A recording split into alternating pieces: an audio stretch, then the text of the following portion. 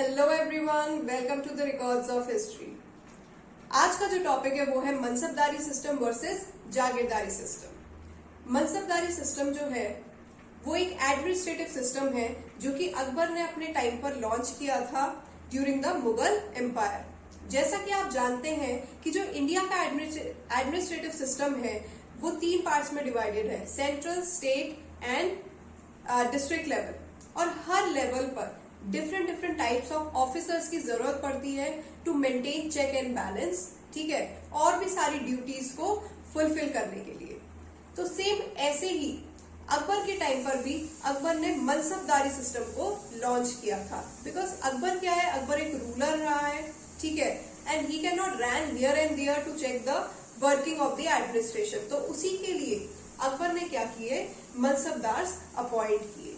Okay, mansabdars का जो literal meaning है वो है पोजीशन और रैंक, ठीक है। तो इससे हमें पता चलता है कि किस मनसबदार की क्या रैंक है और क्या पोजीशन है। मनसबदारी जो पोस्ट होती थी ये हेरिडिटरी नहीं होती थी, और इसमें जो लैंड इनको दिया जाता था in the form of salary और in the leave of salary, वो भी हेरिडिटरी नहीं था और ना ही वो परमानेंट था, ठीक है। उस लैंड को भी क्या करा जाता था, एम्पायर के अंडर में ही रखा जाता था। नाउ मनसबदार डिवाइडेड इनटू 2, जात एंड सवार। जात कौन होते थे? जात होते थे इनको अपनी पर्सनल रैंक दी जाती थी, और इससे हमें पता चलता था कि इनके पास जो मिलिट्री रिस्पॉन्सिबिलिटीज है वो क्या है, ठीक है, इनकी एक्चुअल जात क्या है। मतलब 10 से लेके 40-50,000 तक की इनको रैंक गिवन होती थी, रैंक दी जाती थी, जिससे हमें इनकी पोजीशन का पता चलता था। दारा शिको, मुगल एम्पायर के टाइम पे दारा शिको को सबसे हाईएस्ट जो है जात दिया गया 40,000 का, ठीक है। नेक्स्ट आते हैं सवार। सवार कौन हुआ करते थे? जिनके पास horseman and number of cavalry man जो थे वो मेंटेन रहते थे, ठीक है। जात और सवार को ऐसे लिखा जाता है। ऑन द अदर हैंड जागीरदारी सिस्टम, जैसा कि आप लोग जानते हैं कि सारे मनसबदार्स को कैश फॉर्म में सैलरी नहीं दी जाती थी।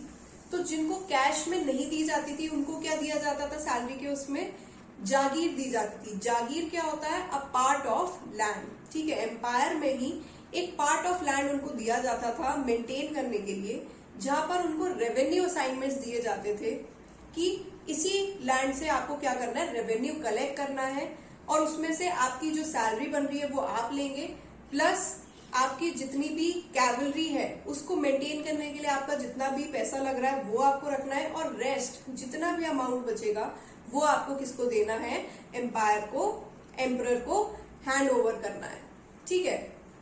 प्लस ये जो लैंड, ये जो जागीर दी जाती थी ये भी हेरिडिटरी नहीं थी, ये अभी भी क्या थी, एम्पायर, एम्परर के अंडर में रहती थी। प्लस सभी जो जागीरदार हैं वो मनसबदार हो सकते हैं, बट सभी मनसबदार जागीरदार नहीं हो सकते हैं। ऐसा क्यों?